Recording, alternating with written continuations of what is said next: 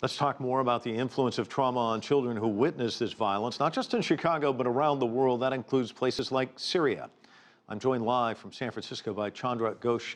She's the Associate Director of the Child Trauma Research Program at the University of California, San Francisco. Thanks so much for talking to us. We heard in Rosa's story, we heard Trina Reynolds Tyler speaking, I'm going to paraphrase her, but she says this is a failure, that's a failure. Bottom line, there are no resources. And I bring that up because every medical center within the Veterans Administration in the U.S. has PTSD specialists for returning vets. With nearly 200 specialized PTSD treatment programs, clearly that's not happening in Chicago. And what's happening in terms of these kids, that's not an anomaly. A lot of them in the tough neighborhoods, growing up in this environment.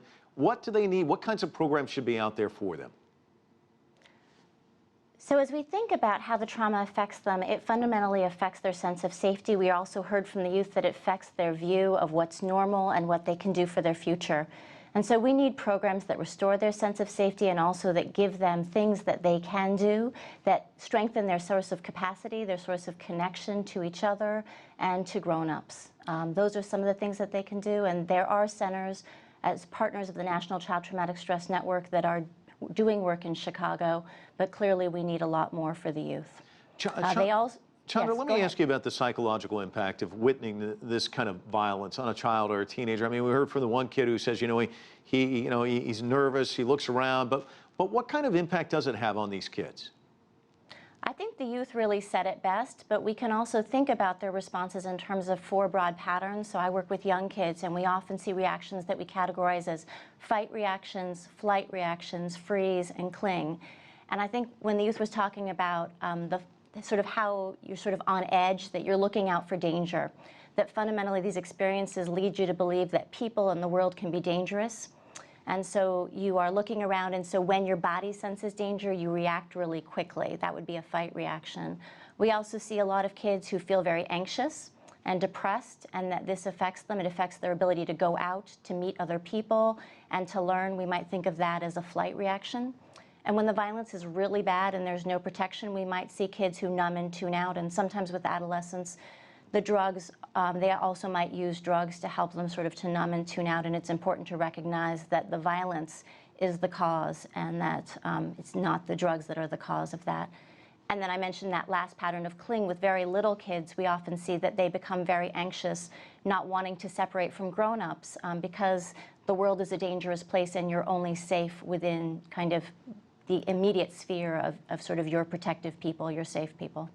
Well, of course, we're not just talking about Chicago. There's Syria, there's war zones. We've had terrorist attacks all around the world in the last few days.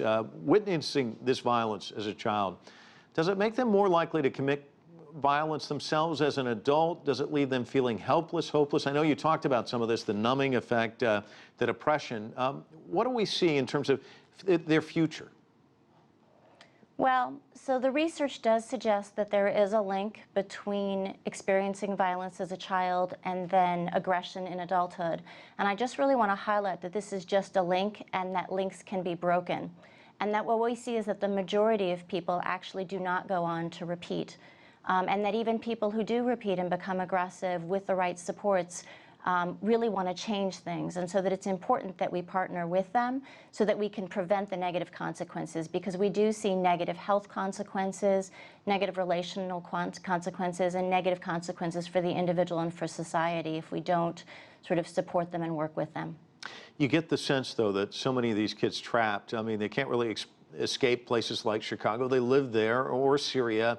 How can the negative effects be counteracted? How important is counseling? Well, counseling is extremely important because these traumatic experiences embed in your brain and body and oftentimes all jumbled up. When the youth are not able to talk about it, we see that they re-experience, they sometimes repeat what happened. So that's one reason. But even beyond that, as grown-ups and as a community, there are many things that we can do. And I just want to sort of put those in 3 words: that we can protect, we can connect, and we can also accept that trauma does this. So, Mike, is it okay if I talk a little bit more about these things? Sure, just briefly if you can, yes. Okay, so by protect, we really want to lessen the exposure to violence. If there's a crime scene, we want to avoid bringing kids to that scene if at all possible, because these experiences can embed. We also want to create islands of safety in our community. That could be the church, that could be a neighbor, that could be within the home. By connect, oftentimes these events split us apart so that we don't come together and we don't talk. And this is especially with young kids, that we hope that they forget. And what we're really seeing, or that they didn't notice, and what we're seeing is that they often notice and that they're stranded. And that what would really help is if a grown-up allows them and acknowledges that they did see this, that it was scary, and helps them to talk about their feeling.